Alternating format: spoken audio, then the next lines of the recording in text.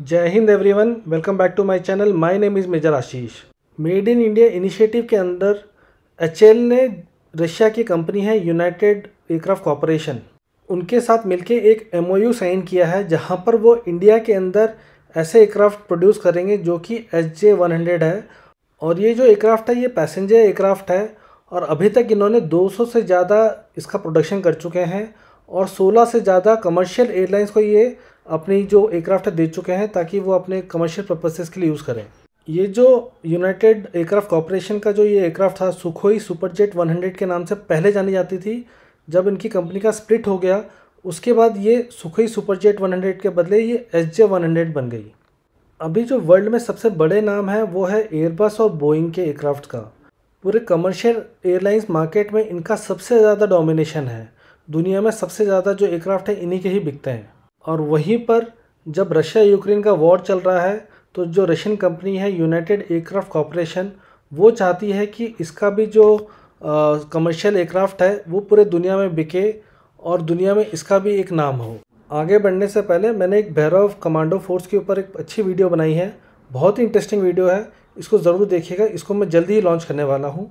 चलिए आगे बढ़ते हैं।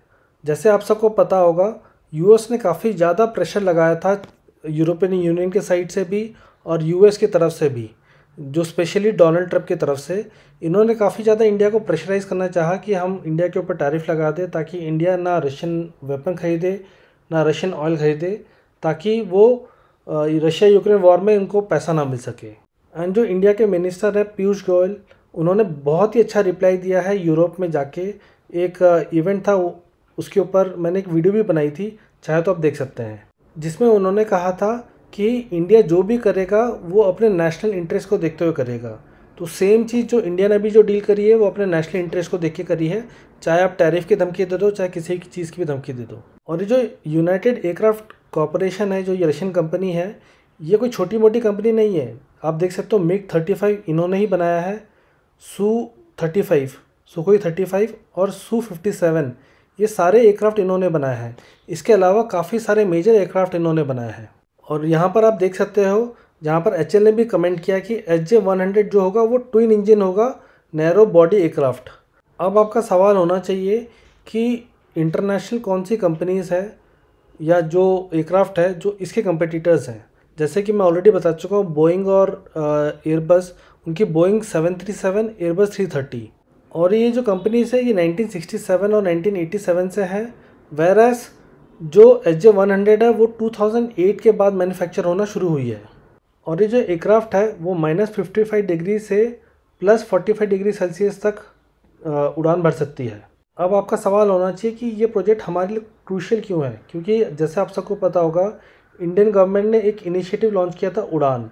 उस इनिशिएटिव के अंदर और मेड इन इंडिया के इनिशिएटिव के अंदर इंडिया को काफ़ी सारे जेट्स की रिक्वायरमेंट है, जो कि लगभग 200 है और उसके बाद 350 तक हो सकती है, जो रीजनल और शॉर्ट डिस्टेंस एरियाज़ को ईजिली कवर कर सकती है और जो इंडिया का रिक्वायरमेंट है उसे भी फुलफ़िल कर देगी।